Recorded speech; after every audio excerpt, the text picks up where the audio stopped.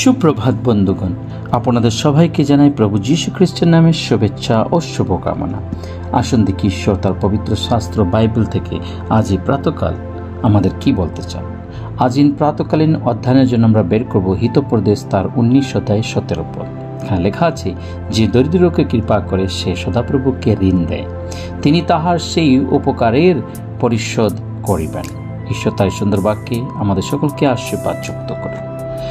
আজ এই প্রাতকাল প্রভু তার বাক্যের দ্বারা আমাদেরকে শিখাচ্ছে যেন আমাদের জীবন, আমাদের পরিবার যেন সবার সময় দয়াবান হন, কারণ আমাদের প্রভু তিনি হচ্ছে দয়াবান, তিনি উদ্ধারকর্তা, তিনি সর্বশক্তিমান। তাই লেখা আছে আমাদেরকে সে দরিদ্রদের উপর কৃপা করা দরকার, কারণ যখন আমরা কোনো দরিদ্রকে কৃপা করি বা দয়া করি বা সাহায্য করি, সেই সাহায্যটা ঈশ্বরকে করার সমান, সদাপ্রভুকে করার সমান। এবং সদাপ্রভুর কাছে আমরা যে এই সমস্ত যা আমরা দিই, তাতে সদাপ্রভু তাতে ঋণী হয় বলে এখানে সলোমন বলছেন।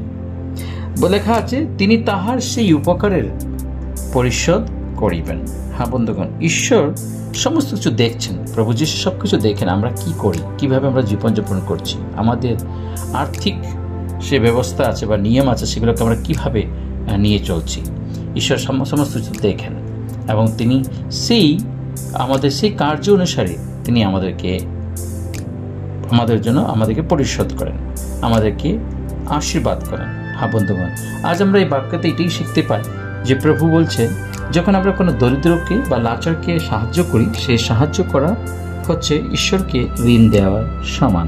তাই বন্ধুগণ, আসুন আমরা খ্রিস্ট জীবন যাপন যখন করি, তখন আমাদের জীবন, আমাদের সমস্ত কিছু যেন আমরা পরস্পরকে সাহায্য করে, পরস্পরের উপর কৃপা দৃষ্টি রেখে যেন আমরা আমাদের জীবনযাপন করতে পারি। তা আজ এই বাক্যে আমাদেরকে শেখাচ্ছে যেন আমরা দরিদ্রদের উপর দয়া এবং দরিদ্রের উপর সাহায্য যেন আমরা করি সর্বদা, কারণ প্রভু তার সেই সময়ে তিনি আমাদেরকে সেই উপকারের পরিশোধ তিনি আমাদেরকে করবেন।